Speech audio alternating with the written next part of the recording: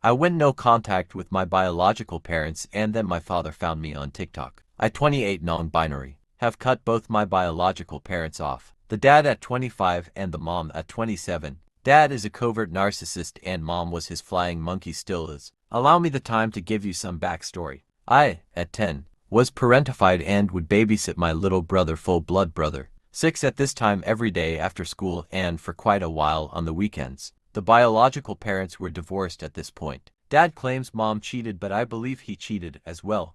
They both suck. I was an accidental pregnancy and dad married her to do the right thing, a stupid choice really. I was treated fine as baby and baby kid, but when my brother was born that changed. I never had any negative feelings towards my brother. It wasn't his fault our parents were favoriting him. Dad married shortly after the divorce, only to divorce her to maybe 3 years later. He would claim she was crazy. She told me years later and provided proof that he cheated on her with a, at the time, co-worker of his. I, at this point, had done everything I could to be the perfect daughter. My breaking point came when I introduced Dad to my fiancée. I am polyamorous and was legally married at this time. The wedding to my fiancée would be a commitment ceremony. No legality to it. Yes, my husband knew and had met my fiancée. I was so happy and I wanted my father to meet my fiancée and be involved in my life. I had also at this point come out as non-binary and I had asked him to use they/them pronouns. I was fully aware that the change was not something that could be implemented overnight. However, his response was, "I am not going to do that. You are my daughter and that's that." I was crushed but didn't want to fight about it. When he proceeded to then say, in front of my partners, that it wasn't a real relationship and he was disappointed in me for being a whore. This is not the first time he called me that. On my 17th birthday I cleaned the garage and set it up for a murder mystery game themed party. I slept in a small room off the main part of the garage, because he had an IVF baby with his third wife and her daughter needed my room, and as a teen you can handle the garage. I didn't fight it, but I felt like an outsider in my father's house. Whatever though, I could handle it. Back to the meat, I decided I was done. A few weeks later I asked him to meet up so we could talk, and I told him how I felt. I told him I felt disrespected and unloved every time I talked to him about the things that made me happy or made me feel more like myself. I brought up how he didn't pay for anything for the wedding, like he promised me when I got engaged. He countered with paying for the officiant. I asked if that was really what he wanted, to use that as a defense, because she was in active labor at the ceremony. I didn't know this until he pulled me aside to tell me he paid her so she could go to the hospital for the birth. She and the baby are good.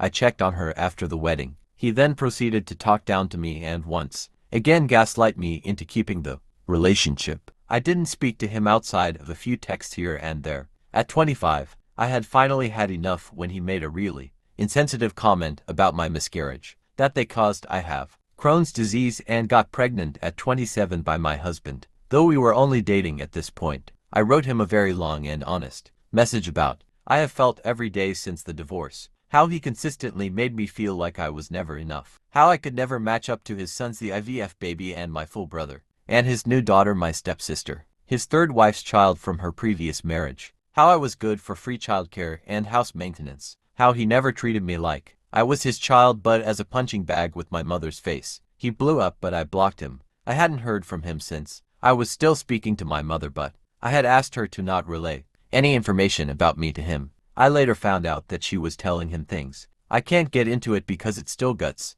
I'm currently crying while I type, but I will say she proved where she stands. I tried so hard to keep relationship with my mother because I still desperately wanted to be loved by at least one biological parent, but I wasn't. I ended up getting cold water thrown on me when my fiancé ghosted me after I started dating a girl, and the girl who went through the same thing opened my eyes to the narcissist I had married. I wanted to believe he wasn't, but the evidence was damning. I met my current partner on a dating app in January of 2020 called Boo.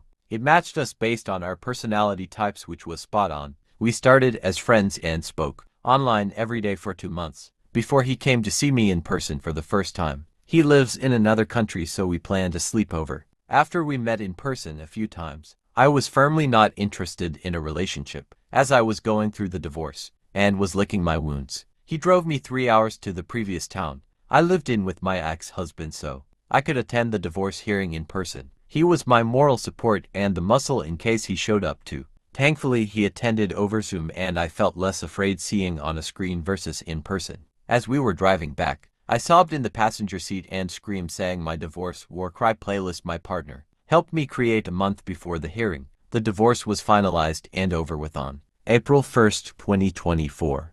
I felt like even the universe was laughing at me. Fast forward to May 2024, and I was on the phone with my mother sobbing and recounting everything me and my therapist had talked about and worked through. Once I was ready to accept her was a narc, I cried about feeling so stupid and used and how I wished I had known. When she hit with a soul-crushing sentence, "Well, he says you were the narcissist, and we won't really know the truth." I felt my heart shatter in my chest. We ended the call and I didn't talk to her after that. I got a message from her after leaving her on read for weeks. I couldn't figure out what to say, asking if I was busy or just not speaking to her. I sent a long message back outlining the ways she and I couldn't work, how she made me feel that she would always put herself first and how she had no problem speaking to my problematic dad for years, but she couldn't treat me like her child. Then I blocked her. In June 2024, my partner and I decided we wanted a relationship with each other. We laughed when we realized we decided to get together during Pride Month, and we both believe it's the universe's way of making up for the abuse we both have gone through. I will only say that we both spent 10 years with narcissistic partners that absolutely killed our self-esteem. I could go on and on about all the ways my current partner is better than my ex's, but this post already feels really long, so I'll move on. 3 months ago, my sperm donor reached out through LinkedIn to let me know his middle brother had passed. I blocked and thought nothing of it. I truly don't care about most of his side of the family. His mother has and will always make excuses for him, and has emotionally manipulated me in the past to stay in contact with him. I refuse to be manipulated by anymore. Last week I was scrolling through TikTok and received a notification that someone had viewed my profile. Color me surprised when it was once the sperm donor. I messaged him asking me to leave me alone, or would report him for stalking. Not sure if I can or not, but the threat was enough, I think. I once again blocked him. I also took a screenshot of the message, which included his screen name. It was his real name. He's not that clever, me thinks. I have since decided to make TikTok videos and I have started spilling the details of my life and the toxic behavior I have gone through my life. The sperm donor's youngest brother, my favorite uncle, is 11 to 12 years older than and has been my biggest support and the only positive male role model I had. But unfortunately, because the sperm donor doesn't like him, I didn't get to see him much growing up. We have since reconnected and our relationship is steadily getting better. He has also publicly apologized for not doing more for me, but I don't blame him. I kept everything hidden. I felt ashamed and like it was my fault. I am currently getting better and working through all the trauma and pain